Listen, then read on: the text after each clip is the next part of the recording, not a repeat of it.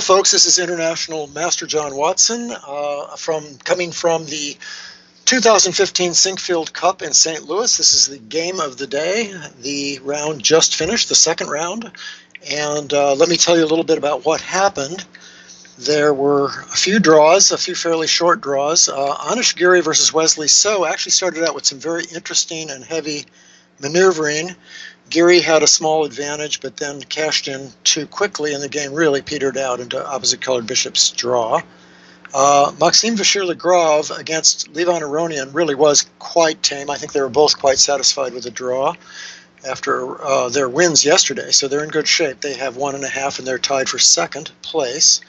Caruana and Magnus Carlsen was another interesting Carlsen game. He seems to be playing a lot of wild games and controversial games these days. Caruana managed to get an advantage at some point. Very tough game, but White was definitely better.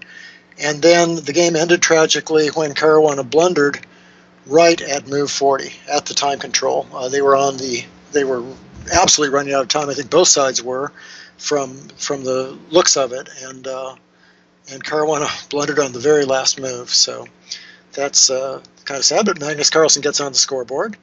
Vesel and Topalov played White against Hikaru Nakamura. This was the best played game of the round. It just finished, actually, as I was writing up this report on the game before you.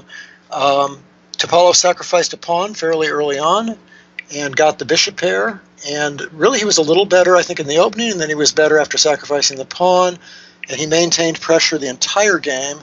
And I thought Nakamura defended awfully well, but Topalov played really very, very, very well. A great game to play over, and Topalov won, which means that Topalov has taken the sole lead in this tournament into round 3 at 2-0.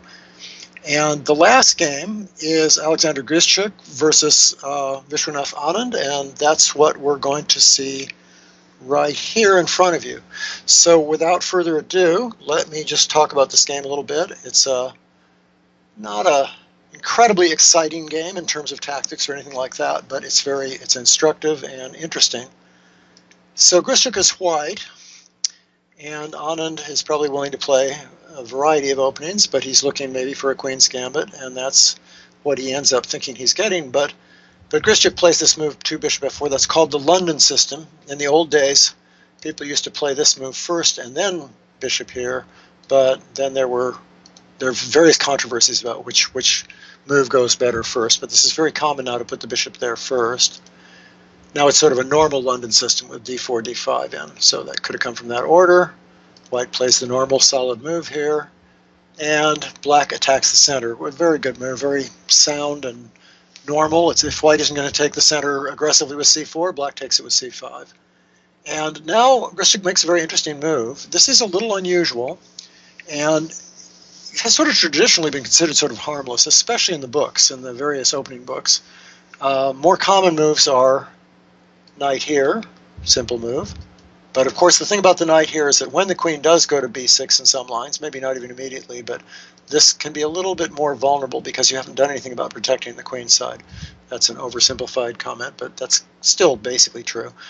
And this move is very safe because it allows for the queen to come out and to various squares on the queen side if need be. And it's a good move anyway. It's consistent with some London system things. And even this move has been played with, for example, that idea. And sort of almost a Chigorin defense reversed. Chigorin defense to the Queen's Gambit reversed is one way to look at that. But it's also not quite as popular. So in this game, however, White played this move, giving up the center. Now there's a 2-to-1 central advantage for Black, but it does temporarily win a pawn. And forces Black to use some time to recover that pawn. So Black plays here. Now, really, I think still to this day, that's the move that's the easiest to equalize with. And the idea is simply take here, in which case Black's well developed and, as I say, has a central majority. And if White plays this, which he sometimes does, simply to defend this and try to stay a full pawn ahead, then Black can play here, threatening to take. White really has to play here. White can't play here because of takes, and White can't recapture.